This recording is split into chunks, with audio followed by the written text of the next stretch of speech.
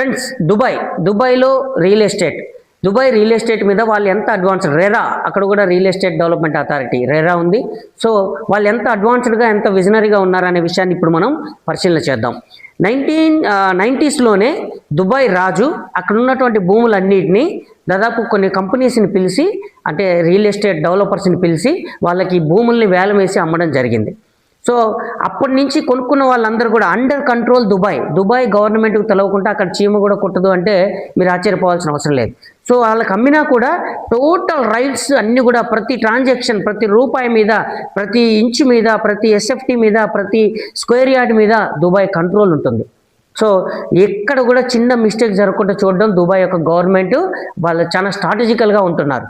So Dubai 1990s దాదాపు ఉన్న భూములన్నింటినీ దాదాపుగా వేలం పాట వేయడం జరిగింది, అమ్మడం జరిగింది. అందులో ఆ రోజు దాదాపుగా మనం ఒకసారి కనుక పరిశీలన చేస్తే ఎంఆర్ అనే ఒక కంపెనీ, నక్కెల్ అనే ఒక కంపెనీ, అలాగే దుబాయ్ ప్రాపర్టీస్ అనే ఒక కంపెనీ, డమాక్ అనే ఒక కంపెనీ, అలాగే యూనియన్ అనే ఒక కంపెనీ, ఇట్లా దాదాపు ఒక 4 నుంచి 5 కంపెనీస్ కొన్ని ఎకరాలకు ఒక్కొక్కరు 100 ఎకరాలు, 150 ఎకరాలు, 200 ఎకరాలు, 300 ఎకరాలు అలాగా దుబాయ్లో ఉన్నటువంటి భూమిని ఒక్కొక్క ఏరియాని అంటే ఈస్ట్ వెస్ట్ సౌత్ ఇలా 4 పక్కల 4, 5 పక్కల 5 మనిషికి ఒక ఏరియాని తీసుకోవడం జరిగింది. వాళ్ళు తీసుకున్న దుబాయ్ గవర్నమెంట్ అండర్ కంట్రోల్లోనే దుబాయ్ చేసిన డెవలప్మెంట్కి అనుకూలంగానే వాళ్ళు పనిచేయాలి.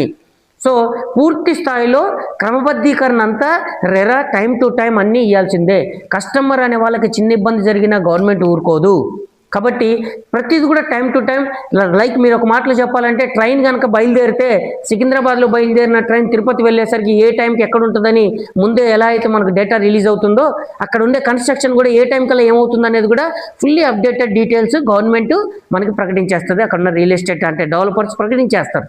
అందులో భాగంగా మీరు ఒకసారి చూస్తే ఇప్పుడు ఎంఆర్ అనే కంపెనీ, మనకు ఒకసారి ఎంఆర్ కంపెనీ చూస్తే కనుక వీళ్ళు బుర్జ్ ఖలీఫాని వీళ్ళే కట్టారు. దాదాపు బుర్జ్ ఖలీఫా జనవరి 2004లో దాన్ని స్టార్ట్ చేస్తే జనవరి 4లో అది కంప్లీట్ చేయడానికి వాళ్ళకి మళ్ళీ జనవరి 2010 అంటే దాదాపు 6 సంవత్సరాలు పట్టింది బుర్జ్ ఖలీఫా. సో ఆ బుర్జ్ ఖలీఫాని కట్టడం అంత ఎత్తు, దాదాపుగా 2722 అడుగుల ఎత్తు, అంటే ఒక ½ మైల్ దూరం ఉన్న అంత పెద్ద ప్రాజెక్ట్ని ఆ కంపెనీ వాళ్ళు, ఎంఆర్ అనే కంపెనీ వాళ్ళు తీసుకొని స్టార్ట్ చేసి కట్టడం జరిగింది. నికెల్ అనే కంపెనీ వాళ్ళు కనుక మీరు చూసుకుంటే దుబాయ్ మాల్ని వీళ్ళే కట్టారు, ఫామ్ జుమేరా అని వీళ్ళే కట్టారు. సో ఇట్లా పెద్ద పెద్ద కన్స్ట్రక్షన్ కంపెనీలు వీళ్ళకి దుబాయ్ వీళ్ళకి ఇవ్వడం జరిగింది. అలాగే వీళ్ళ తరపున వీళ్ళ దగ్గర సబ్ తీసుకొని మిగతా వాళ్ళు తీసుకుంటూ కన్స్ట్రక్షన్ వర్క్స్ అనేవి చేస్తూ ఉంటారు. సో వాటి గురించి కూడా నెక్స్ట్ మనం తెలుసుకుందాం.